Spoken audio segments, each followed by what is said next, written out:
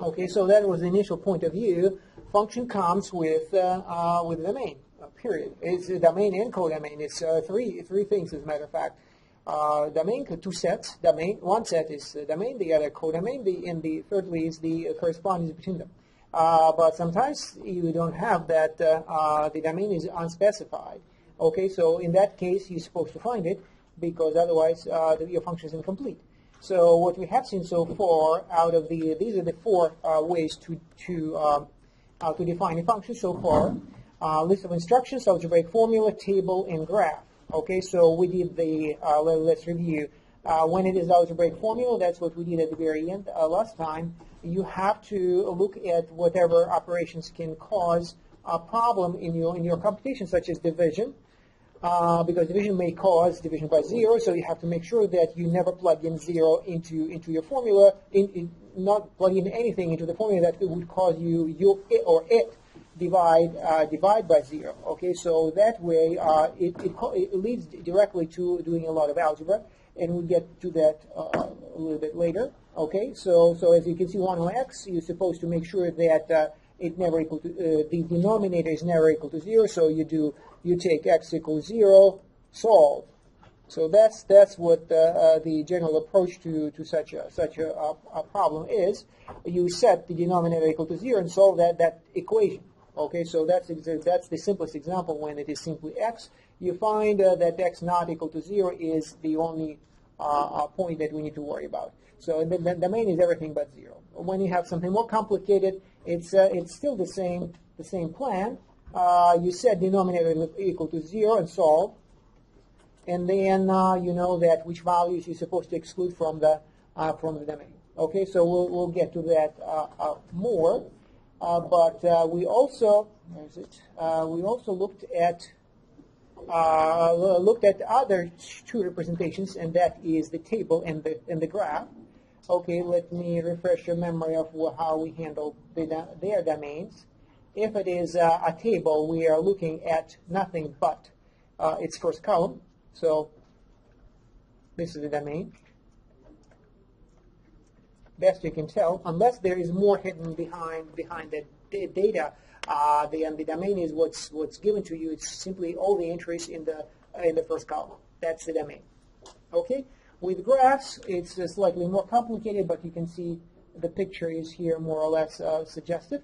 Is you need to find each point corresponds to a pair, corresponds to a pair of input-output, as you see in the table. Okay, so you have 5 points there, and you have 5 rows in your table. You have 5 points on the graph. Okay, so in a similar fashion, you just need to sort of cut the information in half to find the domain. You just get rid of y's. Get rid of y's. One way to do it is just to look go down from each of the points towards the x-axis, and then what you end up with taken together is your domain. Okay, so here I mark. As you can see, these points will end up to be on the x-axis as they're supposed to be. So x-axis, all the real numbers, is not the domain because some of those x's might be disallowed by whatever reason, and or simply not used in your function. So it is a subset of the real line. So this is the real line here. So all real numbers, and then domain is a subset of the real line. Okay, so once again, each point, it's imagine that there were points hanging in the air, and then you just let them drop down vertically on the x-axis, and wherever they make a mark, that is your x. That is your input, and then that way you have your domain. Okay, there is one more that I actually started with. Functions is a list of instructions and what to do in order to find its domain. Once again, it leads us to some algebra, but it's not too complicated. So let me have an example. So let's say my list of instructions is, so add 2 multiplied by by 3, take reciprocal. So that is the problematic operation. So square it. So the list of operations might be long, but we already see, or we know what to look for, what can cause trouble, and what cause trouble is division. So taking the reciprocal of a number of the input is what might be a problem. So that is a problem. So make sure 0 is not its input. So over here, can't be 0. Okay? Otherwise, you take its reciprocal of 0 and everything breaks down. Okay, so then what is the plan? What is the plan of finding the domain?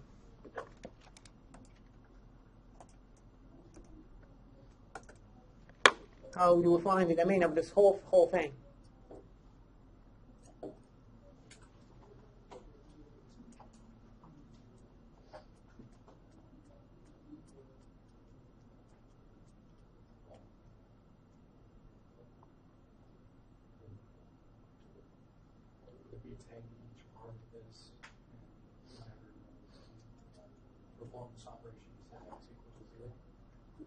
Well, can you be more specific? How about the last square over there? What do we do with it? The last one. No, it is square. So what that square means, the rectangle means that the square, the input which produces the output. What do we do with that square? With that step. So these are the 4 steps that we have to carry out when we compute our functions. What do we do with the last step? How does it relate to our domain?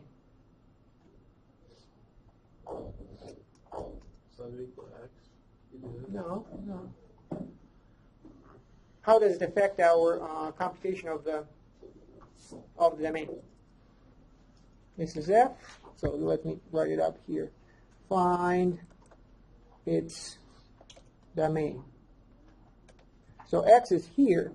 We're talking about 3-step separation from that x. So the domain would be to find all acceptable x's. But we are not talking about x's as they go in the beginning of this list of instructions. We're talking about that one in the middle. Take the reciprocal. Okay, so then different steps will affect our computation differently. So can you think of a value that that would be unacceptable as an input? Yes, from the beginning. That's the thing. We know that we're not supposed to plug in 0 into that 3rd step, but our interest is here.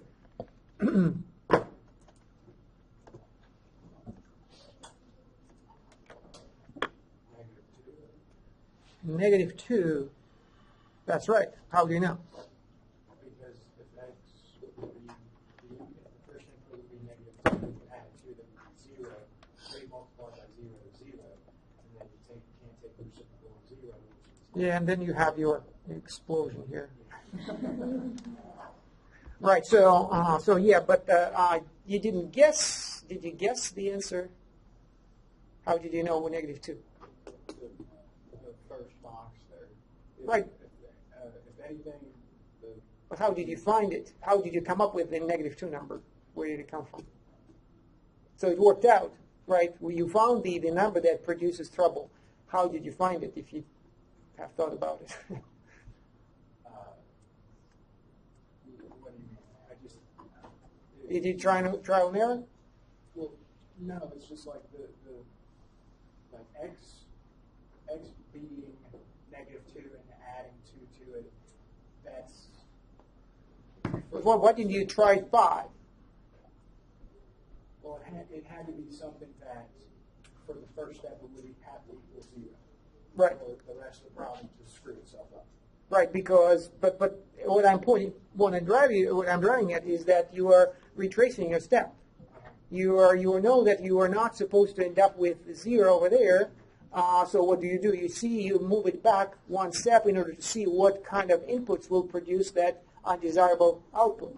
No, So then that's how you know that you start here where I pointed it out, and then you move backwards, and you say, can't be 0 either. Why? Because multiplication by 3 is, in fact, how multiplication by 3 will give you 0, only if the input is 0, right? So that's how you know that you're not supposed to have 0 over there. And then you retrace your step one more time and ask yourself, to what number do I add 2 in order to get 0? And then your answer is -2. Can't be -2. Okay, so that's roughly the plan of solving the problem. When you have a list of instructions, you trace back that troublesome value 0 backwards all the way to the beginning, and then that will give you the values that are unacceptable. Okay, so it turns out that the domain is everything. So the answer is domain is x not equal to -2. Okay. And then I want you to point it out that the last one does not matter. This one has no effect on our computation of the domain. What happens afterwards is not important because we are concerned with the input, not the output. Whatever happens to the output is if our procedure breaks down at step 3, then it doesn't matter what happens later. Okay, because it is already broken down. So we see where we can break down division by 0. Then take that 0, make sure that it's not how do we make sure that it's not input in step 3? It should not be the output of step 2. Okay, so how do we make sure that the output of step 2 is not 0? Well, make sure that the input of step 2 is not 0. Okay, and then once again, our input of step 2 is the output of step 1. Okay, so you have to make sure that the step 1 does not give you 0 at the end. So that's how you know that the input cannot be -2. Okay, so that's how we handle a list of instructions, and we could certainly turn a list of instructions into a single formula as we have in the past, and then deal with it in the same manner as we did last week. So at the end of last week is this is the idea is where every time you see division, make sure that the denominator is not equal to 0. How? You actually look for things that you don't want to have. So you are solving an equation. You don't solve, say, x not equal to 1 or to 0 is not really how you want to put it. You want to deal with a method that or approach that is familiar, and the approach is solving equations. So what is that equation? This kind of complicated equation at the denominator, the denominator is somewhat complex, but we take it and set it equal to 0 and solve. Okay, so that is how we find all the unacceptable values of x. Fortunately, it was factored. That's why it didn't take us a lot of trouble to find those values 0, 1, and -1. Some of the factors, however, do not produce any values because x squared plus 1 is always positive. So that's algebra comes in heavy here, even though all we're trying to do is to answer some very, very basic question about a function, and that is what is its domain. So it's like before you do anything about the function, first of all, you have to know its domain. And so in the right way, you run into algebraic issues. And you can imagine, for example, something more complex is, for example, what if I'm talking about the tangent? What's the domain of the tangent? So, well, the only way to understand the domain of a function is actually know how it's computed. So how is tangent computed? You need to know the formula for tangent. Tangent is what?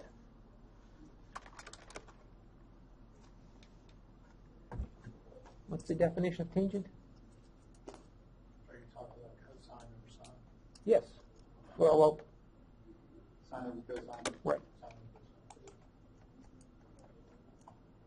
Okay, so then you see what's going on here. We have a fraction again, and there's a chance once again that my denominator might be equal to 0.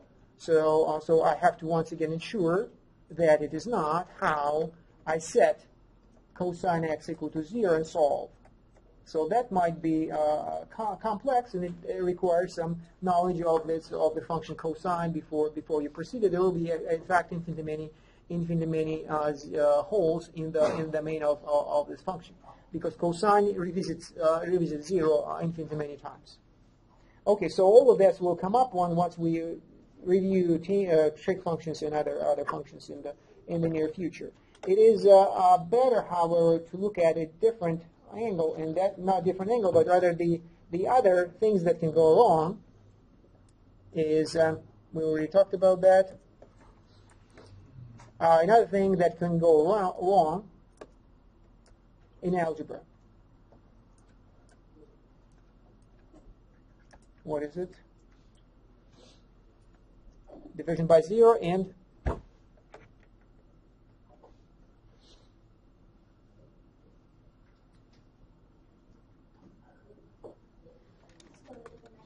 square root of a negative number, yes.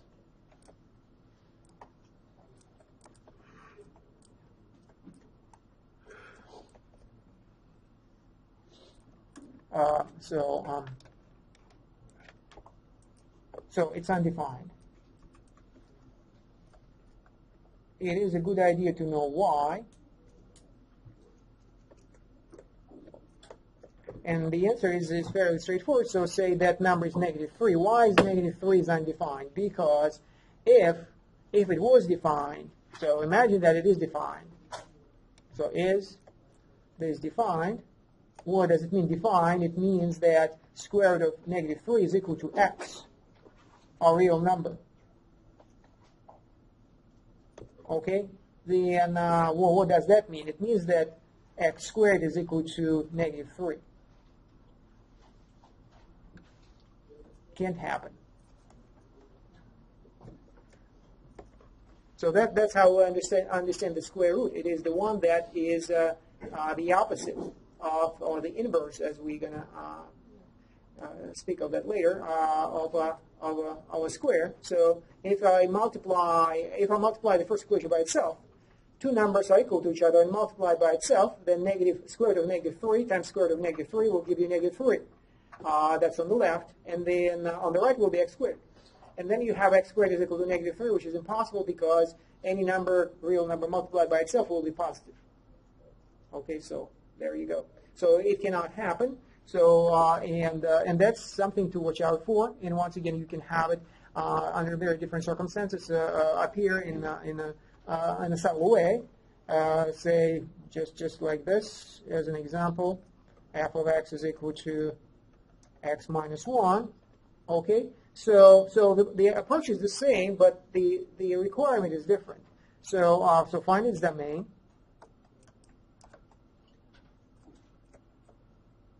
So how? Make sure the input of the square root is not negative. Okay, so the input of square root is x minus 1, so x minus 1 cannot be negative, like this. So as you can see, what we're dealing with, instead of having an equation, we have an inequality. So that's a challenge because inequalities are kind of more complicated than equations. But it's still algebra. And this one is a fairly simple algebra that we can solve very quickly. X minus 1 less than 0. So what does it mean to solve an inequality? Find all x's that satisfy this inequality. Okay, so just like with equations, usually it requires some manipulation of algebra, but this one is fairly straightforward. What's the answer?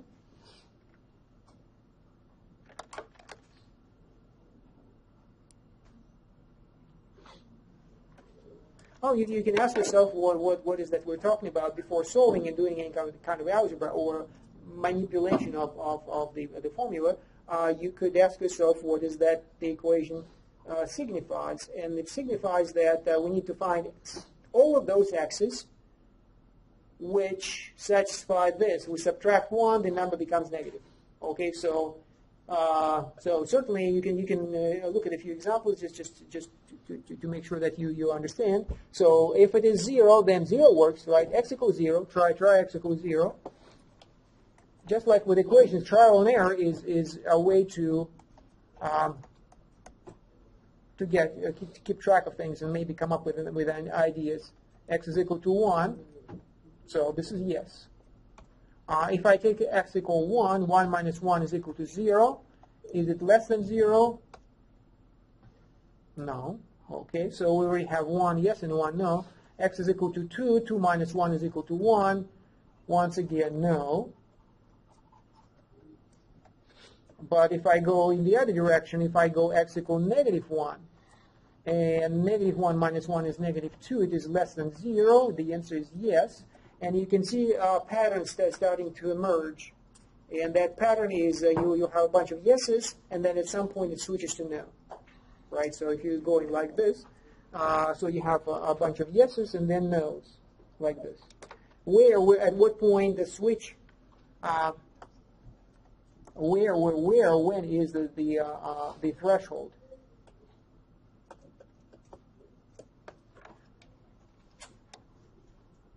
Somewhere between 0 and 1. Can you tell where?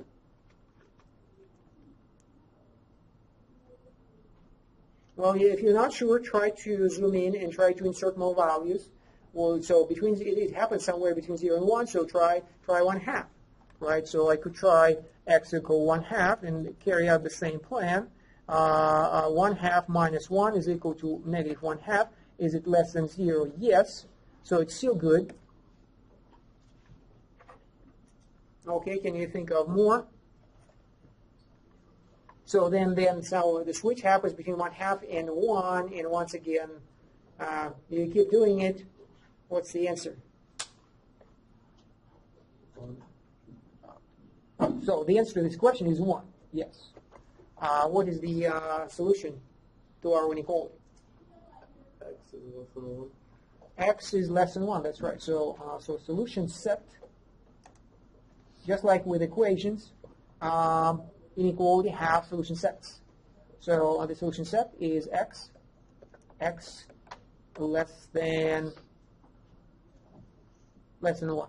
Yeah, 1 is not good, but every number less than that is okay. In the integral notation, it's negative infinity, 1 excluded. Okay, so that is the solution set of the inequality. Okay, so we answered that question. If we trace it back, this is what these numbers between negative infinity and 1 are the numbers that will make our expression x minus 1 negative. So these are bad numbers. So once again, these are bad. So which ones are good? The good ones will be our domain. So what are the good ones?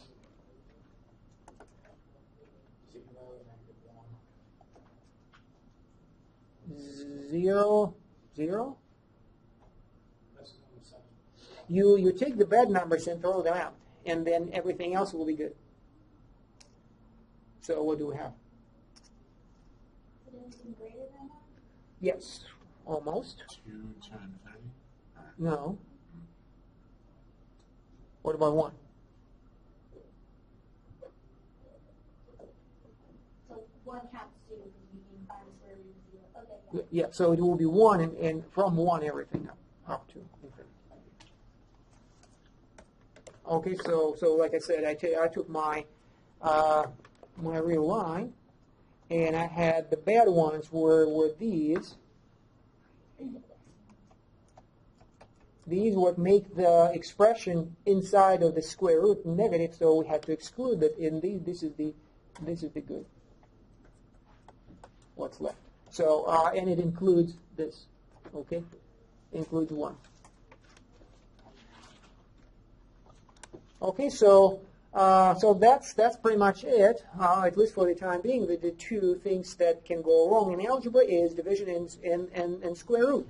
To less extent, but also keep in mind that any even power causes the same problem.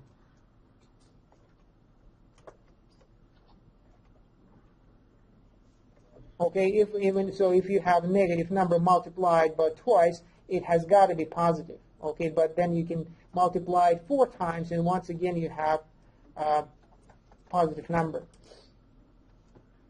81. Okay, so the square root of negative 3 is undefined, but also square root of negative fourth root of negative 3 is also undefined. Okay, so that's another example, because even if you multiply a negative number by itself even number of times, it will be positive, right? So an odd number is fine; it will be still negative, even will be positive, right? So if I insert here negative 3 times negative 3 times negative 3, it gives me negative 27. So it can be negative. The third power could be negative. The second power cannot, and the fourth power cannot. And then so this is power 2 and 4 are bad, and so is 6. But the power is 1 or 3 or 5. These are okay. So the cubic root is fine. You can take cubic root of a number of a negative number, and that's fine. So, but for the most part, the examples will be limited to square root, because the examples are meant to illustrate what can happen, what can go wrong with domains, and just finding domains as a matter of practice. Just one more example of this kind. So f of x is, how about this?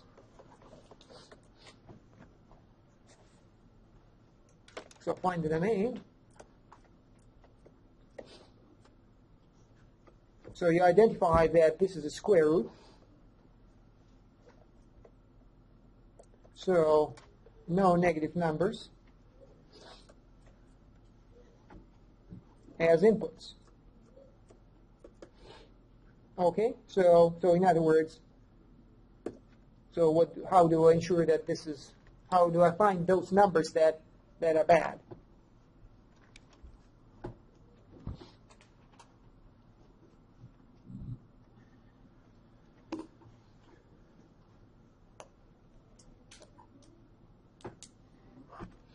You can have it. Let me put it in.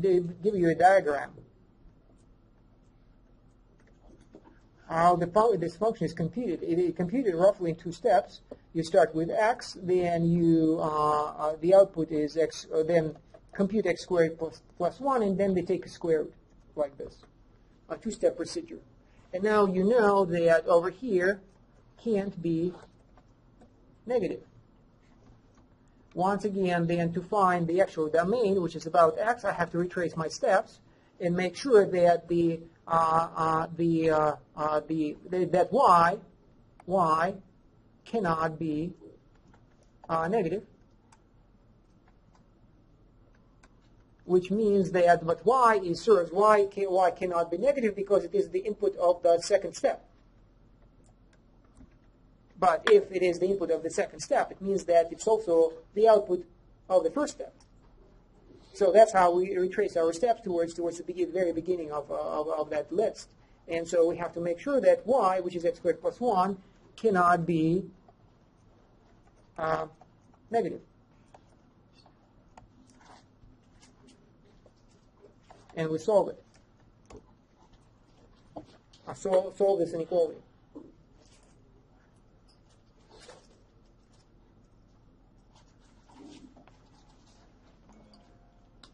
So any thoughts of how we would do this?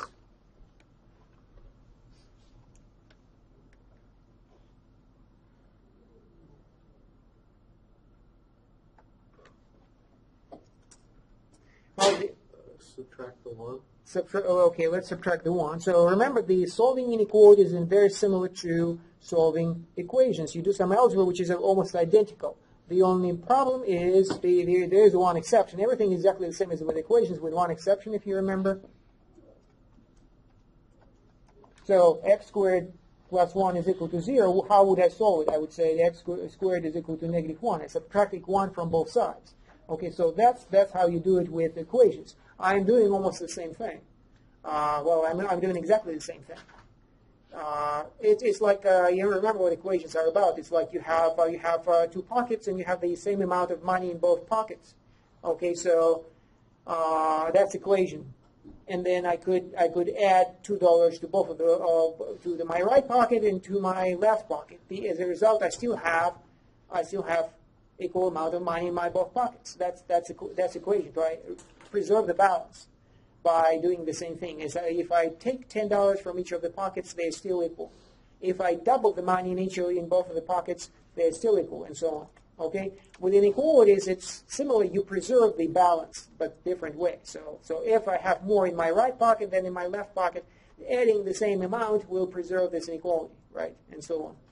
So the same algebraic operations, they do the effect, obviously, the relation, but not to a degree that, they affect the participants of the left-hand side and the right-hand side of our equation or inequality, but to such a degree, if you do it right, then the relation is preserved. Either they're equal for equations or they're unequal in a particular way. One is larger than the other for inequalities.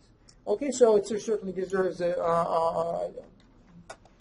more discussion later on. At this point, let's just solve the problem. So we have arrived to a new, hopefully simpler inequality than the original. So x squared larger than or equal to negative 1, and then we examine it or do some more algebra if you wish, and then we find the answer. So what's the answer?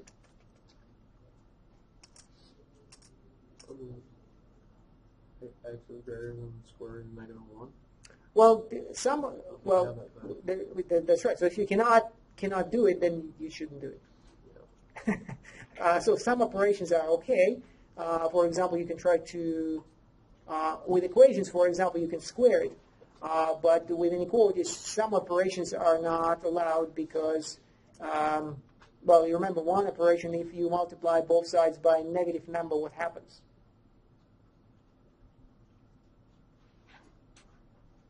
What happens to the inequality? Now, if x larger than 2, I multiply by negative 2. Negative 2x, negative 2. What's the relation? It is flipped, right? So if there was some relation between two numbers, then you multiply them by a positive number. The relation is preserved because just like once again with money, you double the money. If it was the small number will remain smaller than the larger number. But if you multiply by a negative number, the inequality flips. It's like debt. With negative numbers, it's like debt. So if you convert your positives into negatives, that's what happens. So if your amount of money you had was less than somebody else's, but then you convert it into debt, then the relation becomes the opposite. So the bigger money, bigger amount becomes bigger debt, and becomes smaller debt. Well, bigger amount of money is a bigger debt, but the amount is smaller, right? So because it's negative.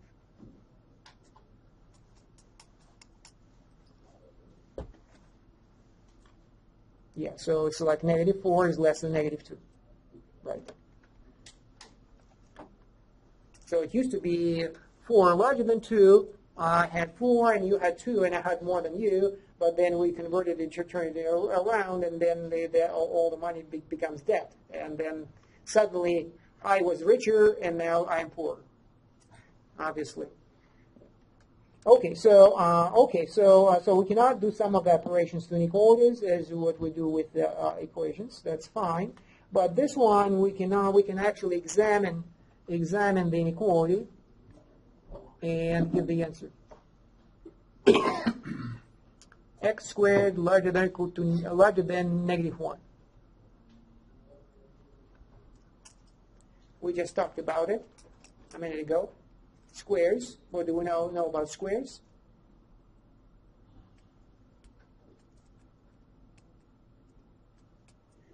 Whatever number you multiply by itself, what kind of number does it produce?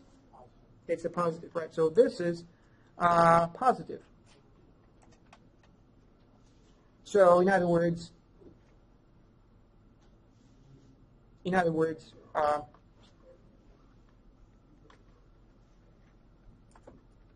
so what's the conclusion? X squared is always positive. We are required to be larger than -1. What kind of values of x would satisfy this inequality? All of them? All of them, yes. All x's satisfy this inequality. So then the conclusion is that the domain is everything.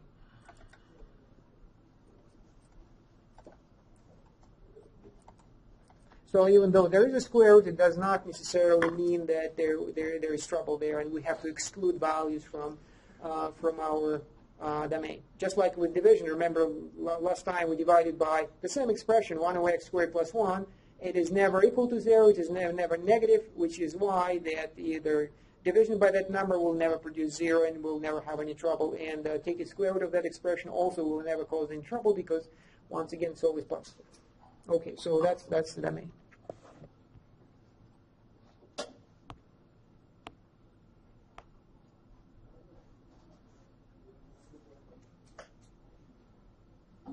Okay, so that's mostly it about the graphs. Well, about domains, we'll revisit it later. At this point, we'll start looking at more talking about graphs. Okay, so let me refresh your memory first. Well, for this second time today. Inputs, outputs.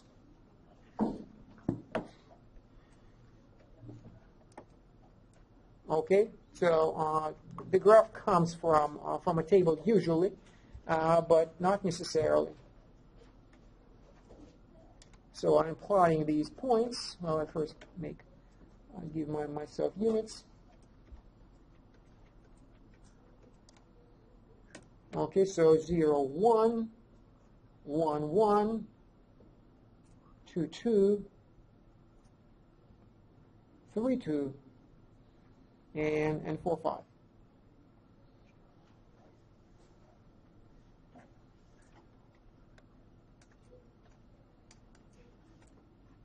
So as many rows as we have as many points we have. We certainly can go back and forth if we have a curve, then it would be trouble to create a table that contains all the information that such a table has. But when it's made of points, then it is possible. So we can go back and forth. So the graph is this, and table is this.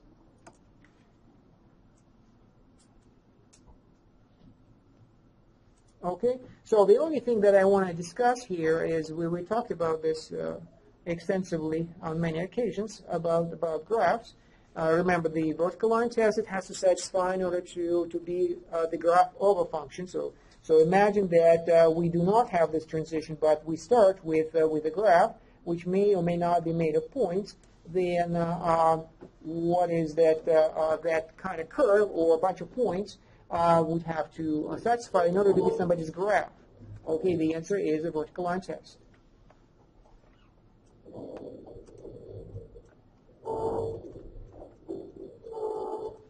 Then if it passes, then it's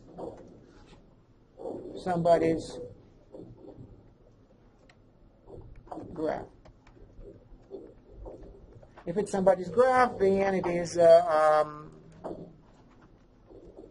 there is a function behind it.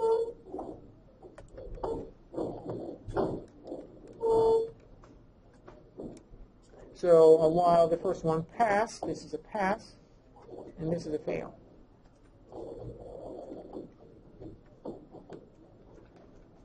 Okay, so the only thing that I want to talk about is once again the interpretation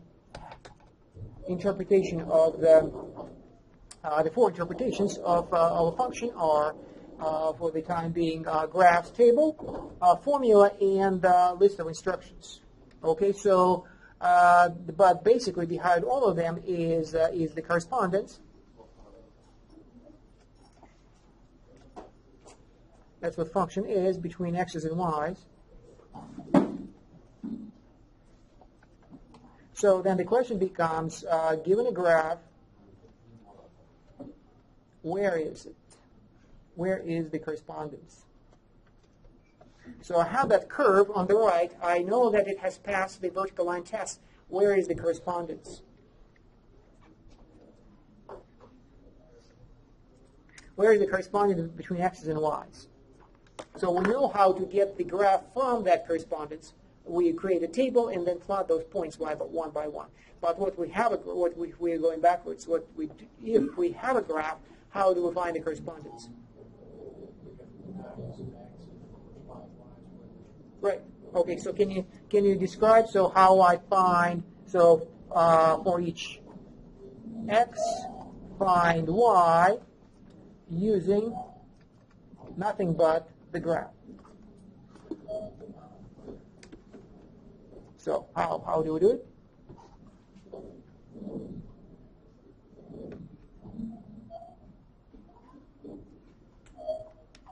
Let me start over.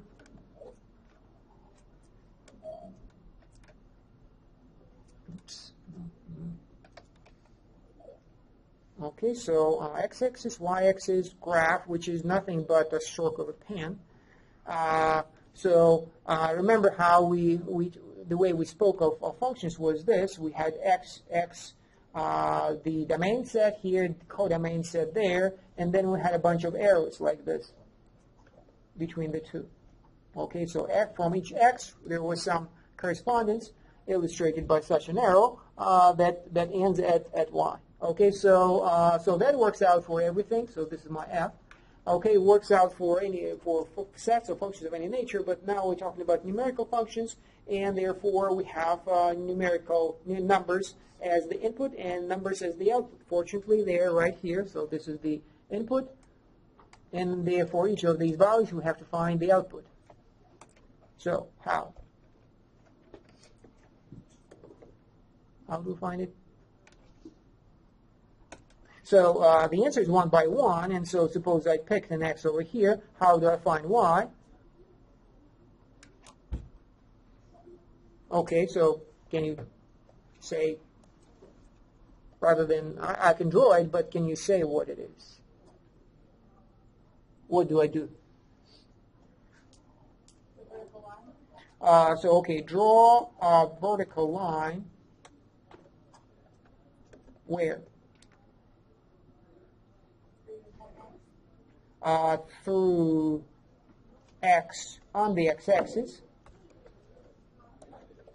Okay, so that's my point, and I draw a vertical line. So that's step number one, right? So step before that we have input is 0. Okay, we start with that, and then we see how that in what steps can we reach y. Okay, so draw a vertical line through x on the x-axis. So through x, which lies on the x-axis. So this is my x, and I draw a vertical line. Okay, step number 2.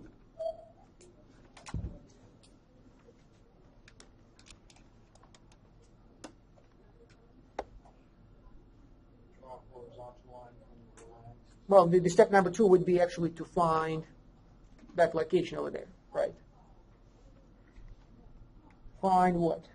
We have that vertical line, we find? The point where it intersects. Yes. The point of, let's make it orange. So step number 2, find the point.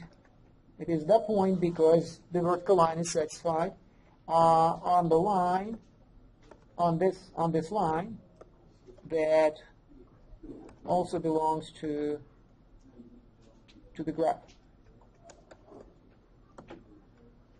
That's called an intersection. Okay. in step number 3. Step number 1, step number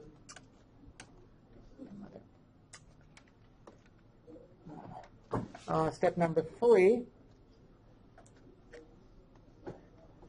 Step number 3, now we're getting to this line, so I draw a horizontal line, draw a horizontal line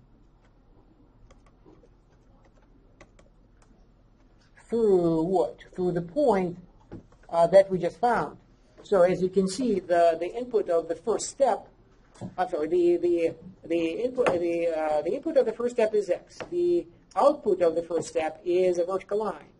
Then that line is used to find that extra point, that orange point, which is the output of the step number 2, which becomes the input of the step number 3, and then I draw a line through that point. Okay, through that point, and finally, well, there is one more step.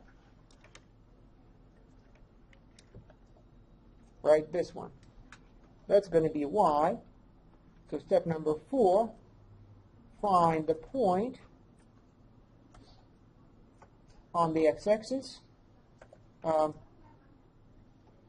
the line that also belongs to the y-axis. So that's the output. Y. Okay, so 3 clearly written up steps. So you can put them in boxes if you like, and then you progress like this from step 1 to step 2 to step 3. So hold on a second. This is supposed to be x over here. So I start with x. I progress through these steps until I arrive to y, and it's also very well designed. So I start with x on the x-axis, I end up with y on the y-axis. So these are the steps. Let me make one more picture so that it would not look as only once ever things happening. Let me I'll take this one. So suppose x is here, then it is possible when you draw a vertical line that the intersection will be below the x-axis, obviously, like here.